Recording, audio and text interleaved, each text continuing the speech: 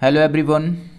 जैसा कि अभी मैंने कुछ देर पहले अपडेट किया है कि एसएससी का 2021-22 का कैलेंडर जो है आ चुका है, लेकिन उसमें जो है एसएससी स्टेनोग्राफर वाले बच्चों के लिए बहुत ज़्यादा जो है निराशाजनक यहाँ पर देखने को चीज़ें मिली है।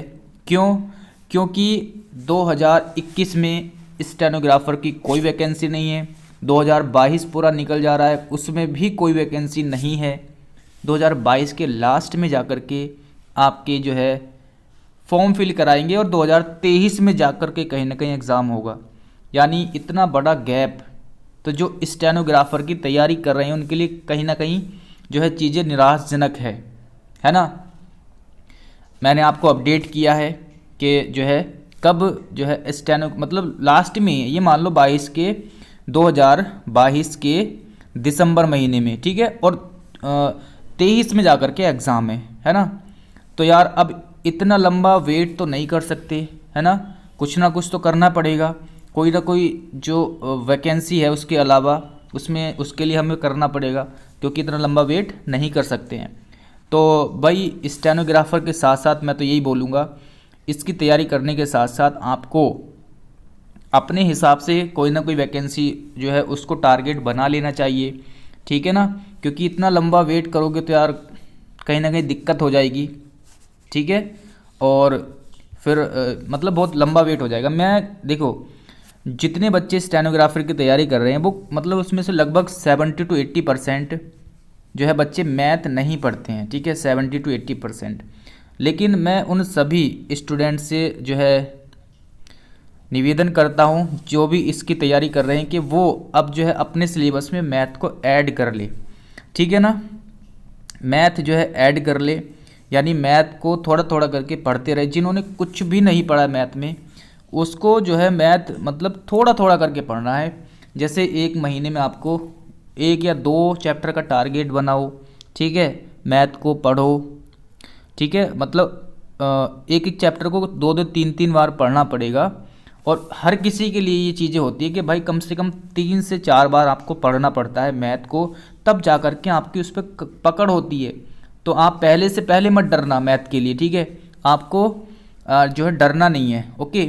तो आराम से एक बार पढ़ो चैप्टर, समझ में नहीं आया कोई बात नहीं, जितना समझ में आया उतना आप उसको रिवाइज करो, क्वेश्चंस लगाओ जितना भी आपको समझ में आया, फिर दूसरी बार पढ़ो, ठीक है, फिर 3 बार 4 बार। भाई जब बार बार पढ़ोगे तो कहीं ना कहीं जो है एक टाइम ऐसा आएगा जिसमें आप अच्छे से समझने लग जाओगे चीज़ें, ठीक है, ओके। तो इस तरीके से आप एक महीने में 2 से 3 चैप्टर, 2 भी चैप्टर आराम से कर सकते हो, बहुत आराम से कर सकते हो, ठीक है।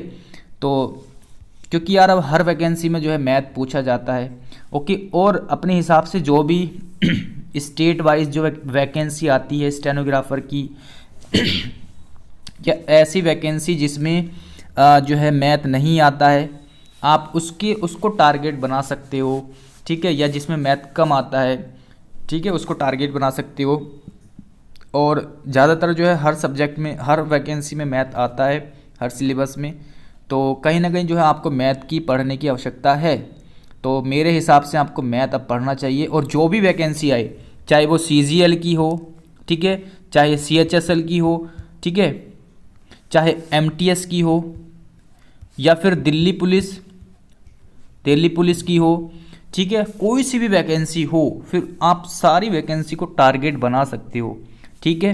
क्योंकि आपने GS पढ़ा हुआ है, इंग्लिश आपने पढ़ी हुई है, ठीक है, रीजनिंग आपने पढ़ा हुआ है। केवल आपको मैथ पढ़ना और इतने सारे एग्जाम्स को आप टारगेट बना सकते हो। फिर कोई सा भी एग्ज़ाम आए उसको आप टारगेट बना सकते हो, ठीक है ना। तो यही सजेशन रहेगा कि आपको मैथ जो है पढ़ना स्टार्ट कर देना चाहिए। और हो सकेगा तो मैं जो है एक बेसिक लेवल से, मतलब बहुत बेसिक लेवल से मैथ जो है पढ़ा सकता हूँ, ठीक है, अगर मुझे टाइम मिला तो।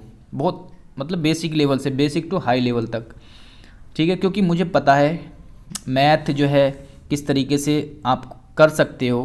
क्योंकि मैं मैथ का स्टूडेंट नहीं रहा हूँ, लेकिन मैथ में मेरा मतलब ठीक ठाक हूँ मैथ में। जबकि 12th में मेरे पास मैथ नहीं था, बायोलॉजी थी, ओके। तो मुझे पता है कैसे मैथ जो है कर सकते हो, मैंने मतलब पढ़ा है। और इतना टफ नहीं है मैथ, बहुत आराम से कर सकते हो।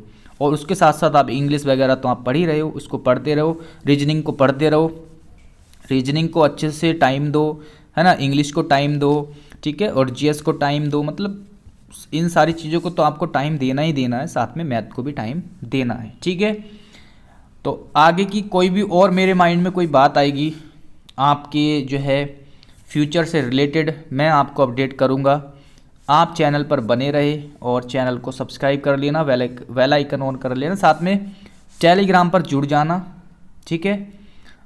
स्पार्कल एजुकेशन नाम से चैनल है टेलीग्राम पर, वहाँ पर जुड़ जाना, ठीक है। वहाँ पर मैं अपडेट करता रहूँगा आपको, ओके। जो भी मेरे माइंड में और बेहतर कुछ आइडिया आएगा तो मैं आपको बताने की कोशिश करूँगा, ठीक है। फिलहाल इस वीडियो में इतना ही था, मिलते हैं अगली वीडियो में। Thanks for watching this video.